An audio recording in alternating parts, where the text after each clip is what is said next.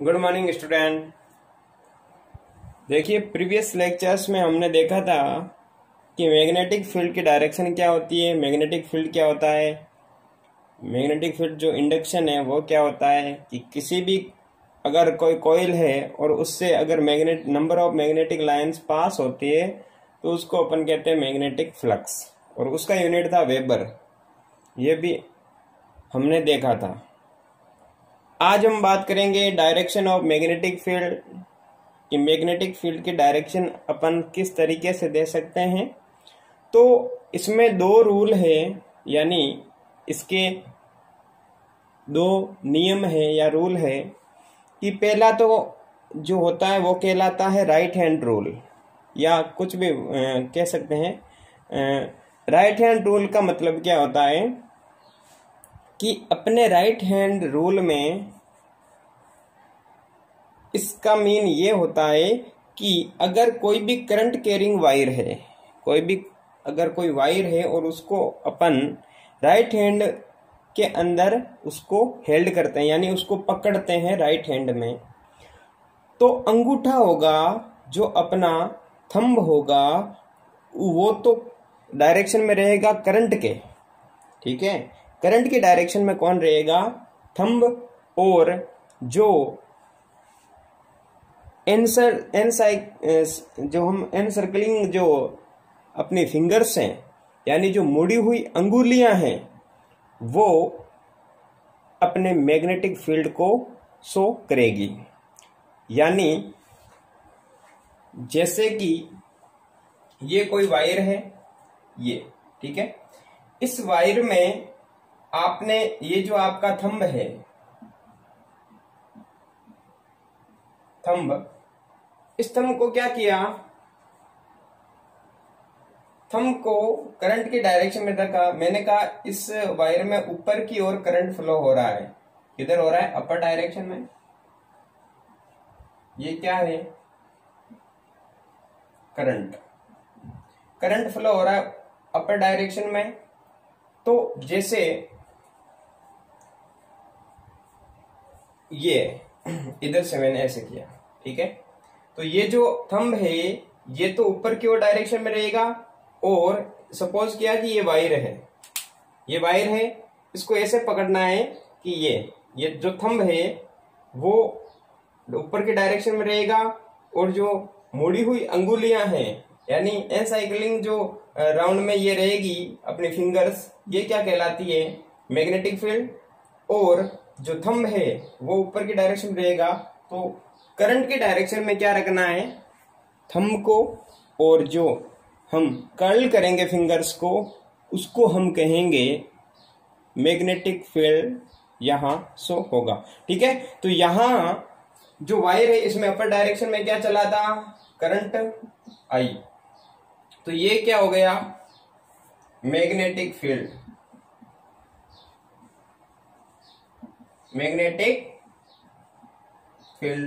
ठीक है।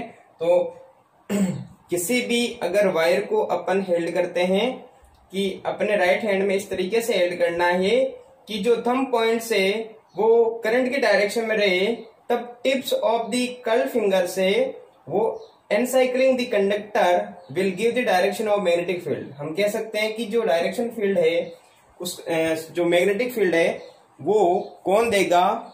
अपनी जो कर्ल फिंगर से वो देगी। और थंब क्या देगा? करंट। यानी करंट तो चलेगा ही वायर में, तो जिस डायरेक्शन में करंट होगा उसी डायरेक्शन में अपन को राइट हैंड का जो थंब है उसको रखना है, और फिर अपनी फिंगर्स को कर्ल करना है, यानी घुमाना है।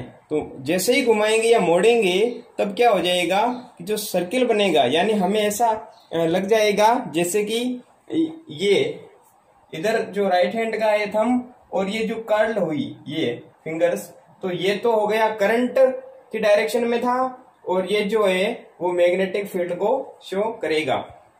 तो थ्योरेटिकली क्या कह सकते हैं, कैसे हम नोट्स बनाएं? तो हम लिखेंगे direction of magnetic field, right hand rule. हम कहेंगे if a current carrying conductor is imagine to be held in the right hand. हम ऐसा इमेजिन करते हैं कि कोई करंट कैरिंग कंडक्टर है जो कि हमारे राइट हैंड में पकड़ा हुआ है, such that the thumb points in the direction of current, यानी जो आपका थंब पॉइंट है वो करंट की डायरेक्शन में रहेगा। Then the tips of the curled fingers, यानी जो अंगूठे, ये जो अपनी अंगुलियां हैं फिंगर्स से, उनकी जो टिप्स हैं वो हम जब मोड़ेंगे या कर्ल करेंगे तो encircling the conductor will give the direction of magnetic field. ठीक है, जो घूमने वाला है, मुड़ी हुई जो अंगुलियां हैं वो मैग्नेटिक फील्ड को शो करेगी। ये डायग्राम को अच्छे से देखो। ठीक है, जो ऊपर है करंट के डायरेक्शन में, तो थंब लिखा है मैंने कि अंगूठे को हम ऊपर की डायरेक्शन में रखेंगे और अपने जो कर्ल फिंगर्स हैं वो, और उससे जो सर्किल हम इमेजिन करेंगे वो होगा आपका मैग्नेटिक फील्ड। ठीक है,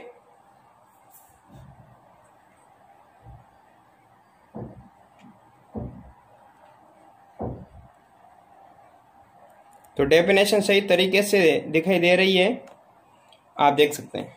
ठीक है, ये अपने नोटबुक में आपको नोट डाउन करना है। नेक्स्ट हम बात करेंगे, जो सेकंड रूल है वो कहलाता है right hand cork screw rule, उसके बारे में बात करेंगे। ठीक है, तो ये नोट कर लेना। देखो ये बहुत सिंपल है कि जो करंट होगा, जैसे मैंने कहा कि ये ऐसे वायर है ये, ठीक है, सोच लिया ये वायर है।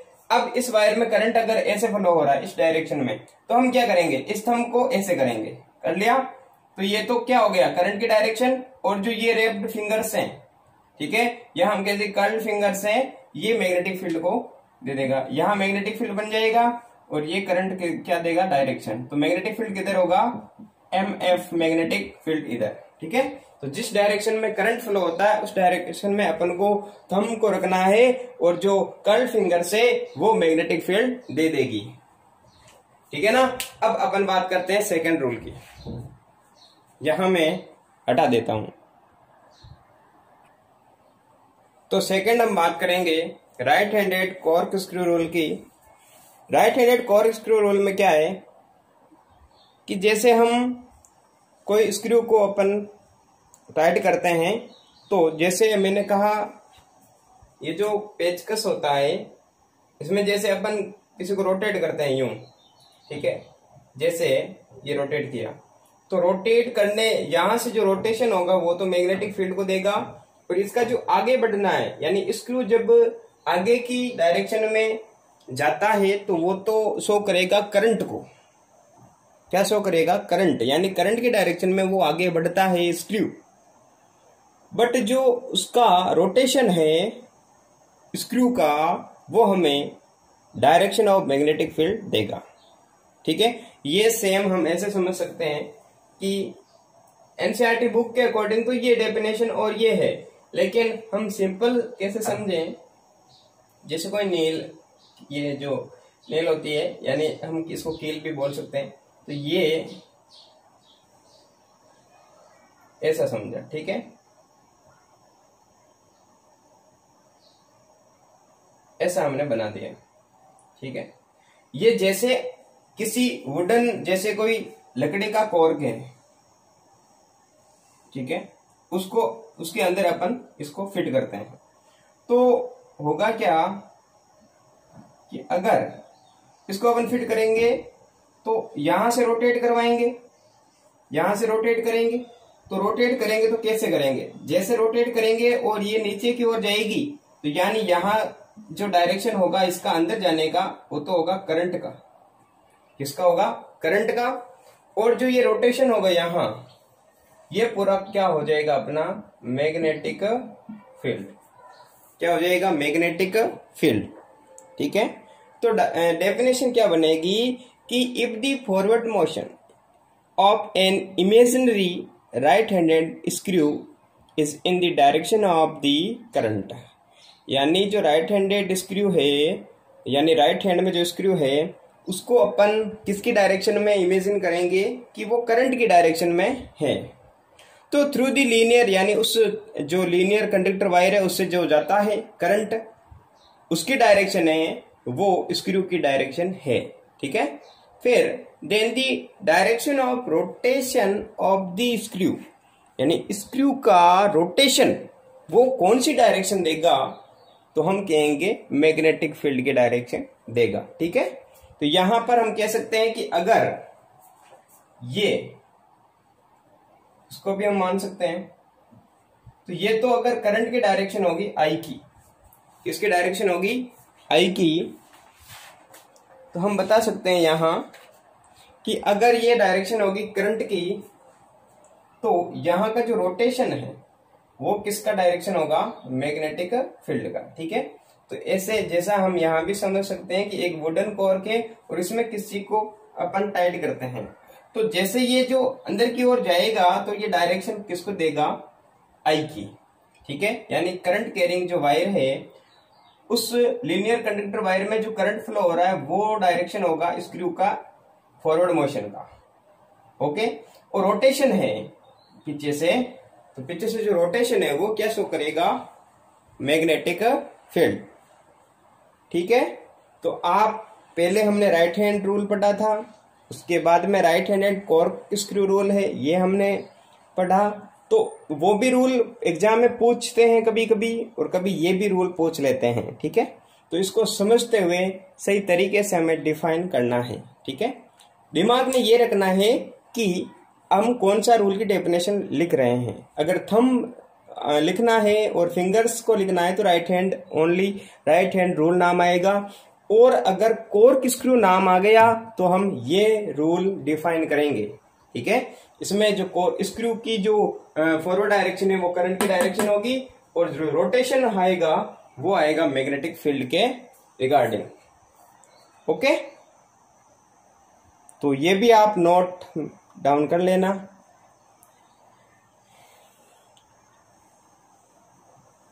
नेक्स्ट हम बात करेंगे अब, देखो इलेक्ट्रोमैग्नेटिक इंडक्शंस इनकी सबकी तो मैग्नेटिक फील्ड की, इनकी लाइंस की मैंने पहले ही बता दिया, और मैग्नेटिक फ्लक्स भी मैंने पहले ही बता दिया था कि the number of magnetic field lines passing through the surface placed in a magnetic field is called the magnetic flux of the surface. The unit of magnetic flux is weber, WB। WB होती है वो unit होती है magnetic flux की। तो magnetic flux हमने पढ़ चुके हैं हम। फिर आगे आएगा करंट जनरेटर। करंट जनरेटर उसके बारे में हम अब बात करेंगे। तो जनरेटर से संबंधित मैं क्या बताऊंगा आपको कि एसी जनरेटर कब बोलेंगे और डीसी जनरेटर कब बोलेंगे।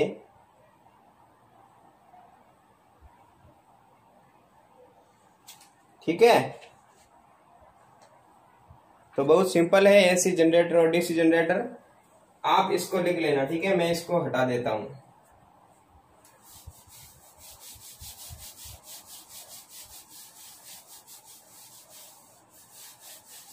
देखो हम बात करेंगे एसी जनरेटर, किसकी बात करेंगे, एसी जनरेटर। देखो एसी नाम क्यों आया यार, पहले इसको कहते हैं alternating current generator. Alternate current generator यानी ये टाइम के साथ, पहले हम बेसिक पढ़ते हैं इसके बारे में, फिर मैं बताऊंगा आपको कैसे समझना है। देखो थ्योरी तो आपके बुक में भी दे रखी है। ठीक है, तो टाइम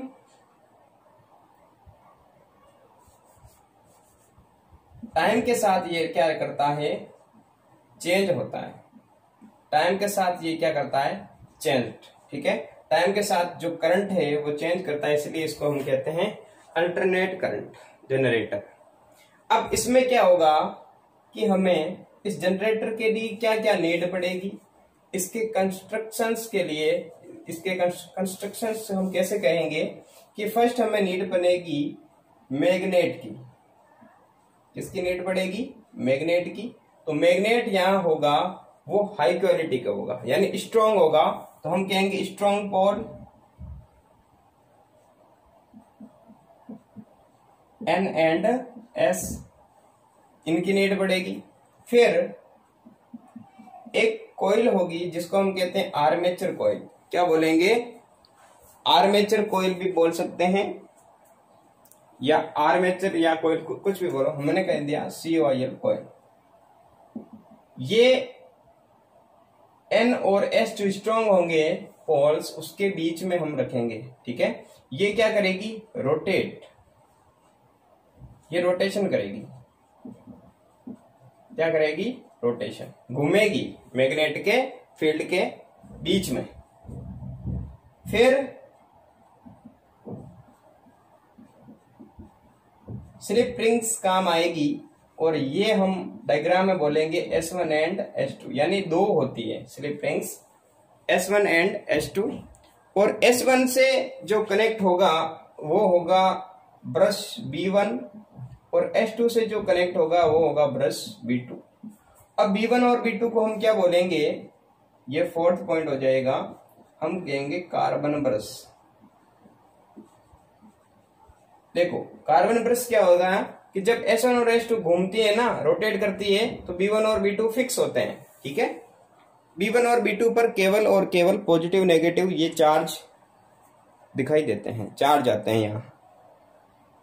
ठीक है, तो ऐसे जनरेटर में हमने पढ़ा कि जो बनावट है, जो कंस्ट्रक्शन है, उसके लिए हमें नीड पड़ेगी एक तो हाई मैग्नेटिक फील्ड की। ठीक है, तो फील्ड मैग्नेट भी बोल सकते हैं हम उसको। क्या बोल सकते हैं इसको? फील्ड मैग्नेट भी बोल सकते हैं। स्ट्रॉन्ग पोल होंगे N और S के। फिर कोयल को कोयल भी कह सकते हैं, या आर्मेचर भी बोल सकते हैं। दूसरा नाम क्या है? आर्मेचर। फिर स्लिप रिंग्स S1 और S2। तो यहां B1 और B2 भी क्या है? Carbon brush. ये चार काम में आएंगे इसकी कंस्ट्रक्शंस के लिए। ठीक है, फिर इनकी प्रोसेस देखेंगे। क्या देखेंगे? प्रोसेस कैसे होगा। फिर मैं आपको आगे डायग्राम से बताऊंगा। उससे पहले बेसिक ये जनरेटर है क्या, इसके बारे में ध्यान देना है। देखो कोई भी जनरेटर है वो क्या करेगा? मैकेनिकल जो एनर्जी, मैंने एक वीडियो आगे बनाया था, तो उसमें हमने देखा था कि जनरेटर होता है वो मैकेनिकल एनर्जी को किस में कन्वर्ट करता है? इलेक्ट्रिकल एनर्जी में। ठीक है, मैकेनिकल एनर्जी को इलेक्ट्रिकल एनर्जी में, यानी अपनी मसल्स जो एनर्जी देगी वो तो मैकेनिकल एनर्जी है। जैसे किसी ऑटो रिक्शा को अपन क्या करते हैं, अपन तो क्या करते हैं, उसका जो ड्राइवर होता है वो क्या करता है कि उसमें एक पहले देखा होगा आपने कि आजकल तो वो नहीं आते हैं, कम ही है, लेकिन फिर भी देखा होगा कि उसकी सीट को ऊपर करके उसमें एक बेल्ट पहनाता है और फिर उसको हाथ से खींचता है, तब जाके वो ऑटो स्टार्ट होता है। ठीक है, और जनरेटर होते हैं, किसी के फैन होते हैं, उन फैन को रोटेट करते हैं वो, तब जाके वो आगे जनरेट हो जाता है करंट, तो इलेक्ट्रिक एनर्जी मिलती है। ठीक है, और एक एग्जांपल हम देख सकते हैं कि जो बाइक है, बाइक में भी हम जैसे सेल्फ स्टार्ट का अलग वर्किंग हो गया, लेकिन जो हम किक लगाते हैं, यानी जो हम बाइक को जब स्टार्ट करते हैं तो क्या होता है, उसमें इंजन में जो रोटेशन होते हैं वो होंगे। ठीक है, और फिर जाके वो आगे स्टार्ट होता है। तो ऐसे जनरेटर में मैकेनिकल एनर्जी को किसमें आगे कन्वर्ट करता है? इलेक्ट्रिकल एनर्जी में। इसकी बनावट, इसकी कंस्ट्रक्शंस के लिए क्या क्या नीड पड़ेगी? मैग्नेटिक फील्ड की, आर्मेचर या कोयल की, और स्लिप रिंग्स की, और फोर्थ क्या नीड पड़ेगी? कार्बन ब्रश की। ठीक है, ये इसके बनावट के पार्ट होते हैं। अब इसकी वर्किंग प्रोसेस देखेंगे। क्या देखेंगे? Working process. उसके लिए देखो, मैंने कहा था कि जो फ्लक्स है वो चेंज होगा। देखो ये दिमाग में रखना, जब फ्लक्स चेंज होता है तो क्या होगा? करंट। जब फ्लक्स क्या होगा? चेंज। फ्लक्स क्या होगा? चेंज, तो प्रोड्यूस क्या होगा? करंट। ठीक है, जब जो मैग्नेटिक फ्लक्स है, magnetic flux, when magnetic flux is change then the produce current, और ये जो करंट है इस करंट का नाम हो जाएगा अपने इंड्यूस्ड करंट। क्या नाम हो जाएगा? Induced current. क्या नाम हो जाएगा? Induced current. यानी जब मैग्नेट के बीच में एक आर्मेचर कॉइल को रखा जाता है और उसको घुमाया जाता है तो S1 भी घूमती है और S2 भी घूमता है। जब S1 पर पॉजिटिव चार्ज आ जाता है तो S2 पर आ जाता है नेगेटिव, इसीलिए S1 से जुड़ा हुआ B1 है वो हो जाता है प्लस और B2 क्या हो जाता है? माइनस। तो करंट की डायरेक्शन क्या रहेगी? प्लस से माइनस। फिर नेक्स्ट सर्किल में क्या होता है कि B1 बन जाता है नेगेटिव और B2 बन जाता है पॉजिटिव, इसलिए उनकी डायरेक्शन वापस हो जाती है B2 से B1 की ओर। ठीक है, तो वहां पर कभी तो करंट की डायरेक्शन B1 से B2 की ओर जाएगी और कभी जाएगी B2 से B1 की ओर। यानी यहाँ करंट चेंज हो रहा है। करंट क्या हो रहा है? चेंज हो रहा है, और वो भी किसके साथ? टाइम के साथ। और हमने अभी पढ़ा था कि करंट जब टाइम के साथ चेंज होता है तो उसको अपन क्या कहते हैं? AC। क्या कहते हैं? AC। और जनरेटर क्यों कहेंगे? क्योंकि ये जो मैकेनिकल एनर्जी है उसको किस में कन्वर्ट करता है? इलेक्ट्रिकल एनर्जी में। ठीक है, यहां पर हमने ये पढ़ा। अब मैं पूरा एक्सप्लेन करता हूं। देखो, इस जनरेटर को पढ़ने के लिए पहले तो एसी का मतलब क्या होता है कि करंट जो टाइम के साथ चेंज करता है, और कैसे करेगा? जनरेटर में B1 और B2 इनके बीच में ही जो है डायरेक्शन करंट की वो डिपेंड करेगी। ठीक है, तो कभी तो डायरेक्शन हो जाएगी B1 से B2 की तरफ, कभी हो जाएगी B2 से B1 की तरफ। तो यहां पर कहने का मीन है कि डायरेक्शन चेंज हो रही है, इसलिए नाम हो गया एसी जनरेटर। और करंट भी कौन सा? Induced current. ओके, और मैग्नेटिक फ्लक्स जब चेंज होता है तो क्या बनेगा? Induced current. यहां तक कोई दिक्कत नहीं आनी चाहिए। ठीक है, ये सारी जो बेसिक है ये अपने दिमाग में रहेगी, तब जाके हम उसकी बात करेंगे एसी जनरेटर की। अब मैं डायग्राम बनाऊंगा एसी जनरेटर का, हम देखते जाएं।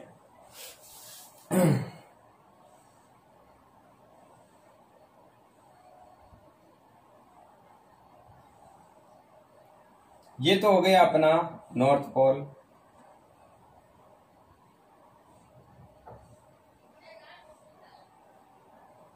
ये हो जाएगा अपना साउथ पोल। ये नॉर्थ और ये साउथ पोल। इसमें क्या रखेंगे? आर्मेचर, यानी जो कोइल है या आर्मेचर है इसको हम कह देते हैं आर्मेचर या कोइल। ये मैग्नेटिक फील्ड। ठीक है, तो इस आर्मेचर जो कोइल है इसको क्या किया जाता है? रोटेट करवाया जाता है। क्या करवाया जाता है? रोटेट। तो अब कैसे करेंगे आगे?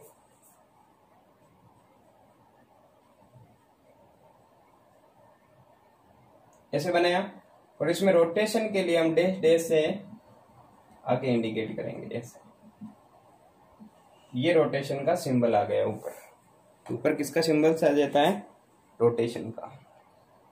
ठीक है, तो हम कह देंगे कि ये किस डायरेक्शन में, ये बोले सिंबल आप कैसे लिखो इसको। हम वैसे तो बहुत आगे की बात होती है कि ये कैसे घूमता है, क्या करता है, लेकिन जितना 10th में दे रखा है उसके अकॉर्डिंग ये अपन को सीखना है। ठीक है, फिर जो स्लिप रिंग्स होगी, क्या होगी? स्लिप रिंग्स, वो भी आगे जुड़ी रहती है। तो मैंने कह दिया कि स्लिप रिंग्स होगी वो अपने यहां से जुड़ी रहेगी।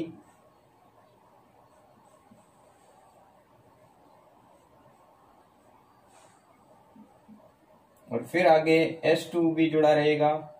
इसके साथ क्या रहेगा? Carbon brush. क्या रहेगा? Carbon brush. और इसके साथ भी क्या रहेगा?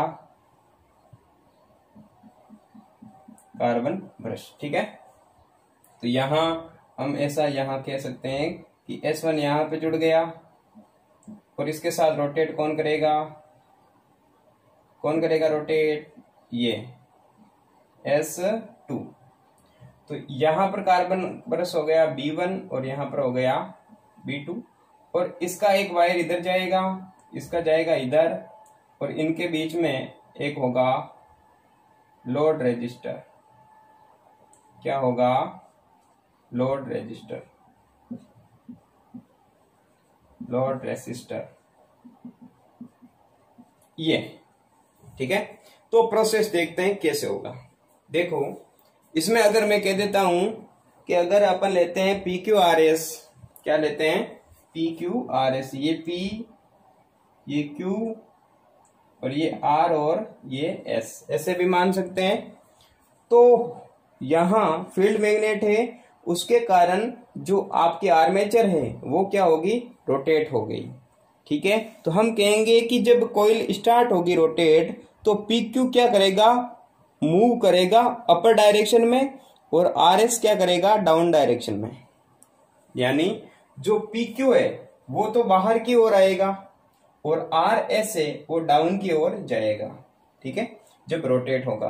तो जैसे ये रोटेट होता है तो इससे स्लिप रिंग्स S1 कनेक्टेड है, तो S1 कनेक्टेड होने के नाते जो ब्रश B1 है उस पर चार्ज आ जाता है पॉजिटिव, क्या आ जाता है, पॉजिटिव, और उसी के साथ S2 के साथ क्या आ जाता है, नेगेटिव। यानी हम कहेंगे ड्यूरिंग रोटेशन B1 फर्स्ट में हम क्या कहेंगे,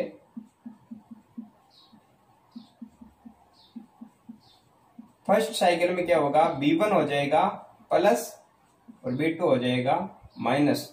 तो करंट की डायरेक्शन क्या होगी, B1 से B2 की तरफ। जो करंट की डायरेक्शन होगी वो किधर होगी, B1 से B2 की तरफ, क्योंकि करंट की डायरेक्शन हमेशा क्या होती है, प्लस से माइनस की ओर। तो करंट ऐसे चलेगा B1 से B2 की तरफ। अब जो ये तो फर्स्ट साइकिल था, अब सेकेंड में क्या होगा, जो सेकेंड साइकिल है उसमें, सेकेंड साइकिल में क्या होगा कि इनकी पोलैरिटी चेंज होगी, पोलैरिटी चेंज होगी, पोलैरिटी चेंज होगी। यानी B1 पहले प्लस था तो अब क्या हो जाएगा, माइनस, और B2 पहले माइनस था तो अब क्या हो जाएगा, प्लस। तो अब करंट क्या फ्लो होगा, B2 से B1 की तरफ। अब जो करंट के फ्लो होने की डायरेक्शन है वो क्या हो गई, B2 से B1 की तरफ, ठीक है। तो फर्स्ट साइकिल में हमने देखा था कि जब प्लस इसके रोटेशन से PQ अपवर्ड और RS डाउनवर्ड हो जाती है, तो नेक्स्ट में क्या हो जाता है, वापस RS अपवर्ड और PQ डाउनवर्ड, तो उसमें हो जाता है पोलैरिटी चेंज। और यहाँ एक बात और बता देता हूं कि जो ये करंट होगा वो होगा इंड्यूस्ड करंट, क्योंकि इस फील्ड के ड्यूरिंग रोटेशन जो आपका मैग्नेटिक फ्लक्स है वो क्या होगा, चेंज। क्यों होगा चेंज, क्योंकि मैग्नेट रखे गए हैं। तो इसमें जो नंबर ऑफ लाइन्स है, कभी अगर ये इसके नजदीक आ जाएगी तो नंबर ऑफ लाइन्स ज्यादा जाएगी, तो मैग्नेटिक फ्लक्स चेंज होगा कि नहीं होगा, मैग्नेटिक फ्लक्स चेंज होगा, ठीक है। तो फर्स्ट साइकिल में डायरेक्शन हुई B1 से B2 की ओर, सेकेंड में हुई B2 से B1 की ओर। तो यह कंक्लूजन क्या निकालें, इनके वर्किंग की कंक्लूजन क्या निकालें, तो हम कहेंगे कि इन दोनों से ये प्रोसेस तो रेगुलर चलता रहता है। मैंने कहा थर्ड साइकिल में क्या होगा, तो वापस से थर्ड में क्या हो जाएगा, मैंने ये फर्स्ट ये सेकेंड, तो मैंने कह दिया थर्ड साइकिल में क्या हो जाएगा, यहां लिखता हूं, थर्ड में क्या हो जाएगा, वापस पोलैरिटी चेंज होगी। पहले B1 प्लस था तो अब क्या है, माइनस, पहले ये माइनस तो ये प्लस। अब क्या होगा थर्ड में, B1 वापस हो जाएगा प्लस, B1 हो गया प्लस और B2 क्या हो गया, माइनस। तो डायरेक्शन करंट की क्या रहेगी, B1 से B2 की तरफ। और मैंने कहा फोर्थ राउंड में क्या होगा, तो आप बोलोगे सर वापस पोलैरिटी चेंज होगी, B1 वापस हो जाएगा माइनस और B2 वापस हो जाएगा प्लस। अब करंट की डायरेक्शन होगी वापस रिवर्स। तो कहने का मीन है कि ये रेगुलर प्रोसेस होता रहता है, ठीक है। तो हम कहेंगे कि इस फ्लेमिंग राइट हैंड रूल था उसमें भी हमने ऐसा ही देखा था, ठीक है। तो इंड्यूस करंट होगा उसको सेटअप ऐसे करना है कि जो आर्म है along the direction of PQ और RS, तो हम कहेंगे कि इंड्यूस करंट जो ऑब्टेन होगा वो किस डायरेक्शन में होगा, PQ RS के, ठीक है। तो if large number of turns are there in the coil, current is produce in each turns that adds up to provide large quantity of current through the rectangular coil.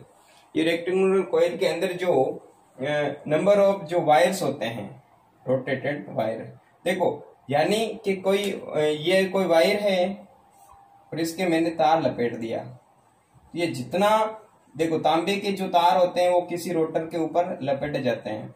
ये क्यों लपेटे जाते हैं? क्योंकि उससे करंट ज्यादा मिलता है।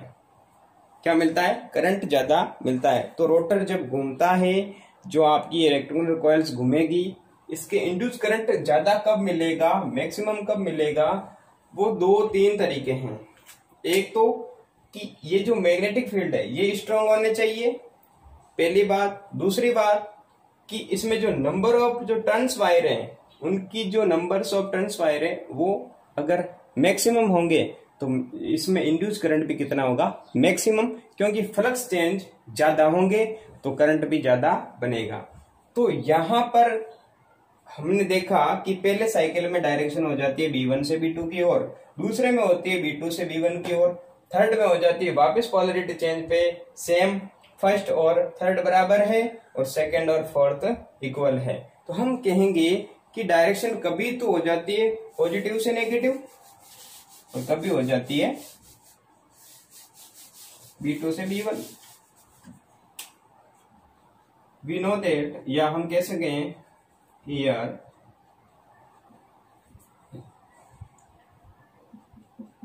The direction of induced current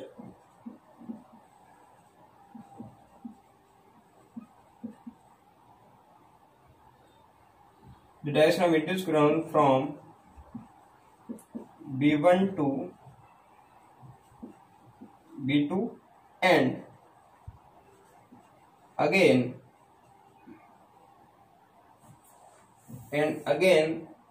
या हम कह देंगे कि the direction of induced current from B1 to B2 and ये तो फर्स्ट साइकिल में है ना, इसमें फर्स्ट साइकिल। सेकेंड साइकिल हम लिखेंगे so in the second cycle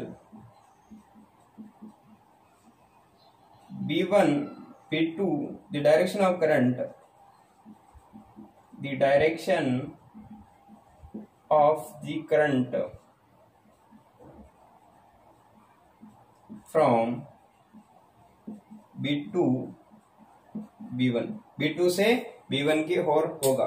तो कंक्लूजन क्या निकलेगा, सो दैट हम कहेंगे hence the direction the current is changed, induced current is induced, हम क्या कहेंगे कि जो आपका इंड्यूस्ड करंट है वो टाइम के साथ चेंज होगा, चेंज विथ टाइम, यानी एसी करंट। कौन सा करंट है? AC current. और इंडिया के लिए जो एसी करंट की वैल्यू थी वही मैंने बताई थी कि 50 हर्ज और 220 वोल्ट। जो फ्रीक्वेंसी है वो 50 हर्ज होती है एसी करंट में, और जो वोल्टेज है वो इंडिया के लिए 220 वोल्ट होती है। तो वापस से मैं एक बार बता देता हूं कि जब मैग्नेट के बीच में हम PQRS कॉइल रखेंगे तो PQ आएगा बाहर की ओर, यानी अपवर्ड डायरेक्शन में, RS जाएगा नीचे की ओर या पीछे की ओर। अब उसको तो मैं शो कर नहीं सकता यहाँ, ठीक है। तो जब PQ अपवर्ड डायरेक्शन में आएगा तो इससे कनेक्टेड S1 ये रोटेट होगी और B1 को कर देगी पॉजिटिव, फिर S2 से B2 नेगेटिव हो जाएगा, तो डायरेक्शन हो जाएगा प्लस से माइनस की ओर। तो डायरेक्शन ऑफ करंट होगा B1 टू B2। सेकंड में क्या हो जाएगा, इसकी पोलरिटी चेंज हो जाएगी, तो अब डायरेक्शन हो गया प्लस से माइनस की ओर। थर्ड में क्या हो जाएगा, ये वापस प्लस ये वापस माइनस, तो डायरेक्शन वापस B1 से B2। फोर्थ साइकिल में क्या होगा, ये माइनस और ये प्लस, तो वापस B2 से B1 की ओर। तो ये सो ऑन यानी चलता रहता है साइकिल, ठीक है। तो इससे इंड्यूस करंट होगा, और इंड्यूस करंट क्यों होगा, क्योंकि फ्लक्स चेंज होंगे, और फ्लक्स चेंज होते हैं तब इंड्यूस करंट मिलता है। और ये यहां हम कहेंगे कि इंड्यूस करंट चेंज होता है टाइम के साथ, इसलिए हम कहेंगे एसी करंट। ठीक है, तो ये प्रोसेस होती है एसी जनरेटर की। ठीक है, ये किसकी प्रोसेस होती है? एसी जनरेटर की। तो हम यहां अब आगे देखेंगे कि ये तो हमने एसी जनरेटर के बारे में पढ़ लिया। ठीक है, तो अब किसके बारे में पढ़ेंगे? अब सबको ही पता है, हम डीसी जनरेटर के बारे में पढ़ेंगे। ठीक है, तो एक क्वेश्चन आता है कि जो करंट जनरेटेड है वो किस पे डिपेंड करेगा? तो हम कहेंगे the number of turns per, और स्ट्रेंथ ऑफ द फील्ड पर, और speed of which coil rotator. ठीक है, तो इंड्यूस करंट है वो किस पे डिपेंड करेगा? ठीक है, वो ही बता देता हूं। अब ये हटा देता हूं, आप वीडियो को बार बार देख के आप समझ सकते हो। ठीक है, और फिर भी डाउट आता है तो आप व्हाट्सएप नंबर पे पूछ लेना। और मेरे को पता चलता नहीं है क्योंकि मैं तो यहां से पढ़ा रहा हूँ, आपके क्या डाउट आ रहा है। लेकिन जो सीधा साधा समझाने का तरीका है वो क्लास के जैसा ही है। ठीक है, तो बुक की भाषा हमें समझ नहीं आती है, वो बुक की लैंग्वेज हम नहीं समझ पाएंगे, तो हम यहाँ से इसके अकॉर्डिंग ही थ्योरी को लिखेंगे। ठीक है, और फिर बुक की थ्योरी फॉलो करते हो तो उसमें भी आप इसका जो हेल्प है वो ले सकते हो। ठीक है ना, इसके अकॉर्डिंग देखो। अब जैसे इंड्यूस करंट होगा, इंड्यूस करंट वो किस पे डिपेंड करता है? पहला मैंने कहा मैग्नेटिक फील्ड पर करता है, क्योंकि ये जितना मजबूत होंगे, जितने स्ट्रांग होंगे, इंड्यूस करंट भी उतना ही स्ट्रांग होगा। सेकेंड, टर्न्स ऑफ वायर, हम सेकेंड में कह देंगे कि turns of wire in the coil, यानी आर्मेचर या कॉइल के अंदर जो टर्न्स ऑफ वायर है वो जितने ज्यादा होंगे उतना ही इंड्यूस करंट ज्यादा मिलेगा। ठीक है, और third, rotation of armature, armature में जितना स्पीड से रोटेशन होगा तो उतना का उतना क्या होगा, आपका इंड्यूस करंट मिलेगा। रोटेशन ऑफ, तो स्पीड रोटेशन ऑफ हम कह सकते हैं यहां स्पीड रोटेशन ऑफ आर्मेचर या कॉइल। ठीक बात। चलो, ये एसी करंट हो गया जनरेटर। अब नेक्स्ट हम देखेंगे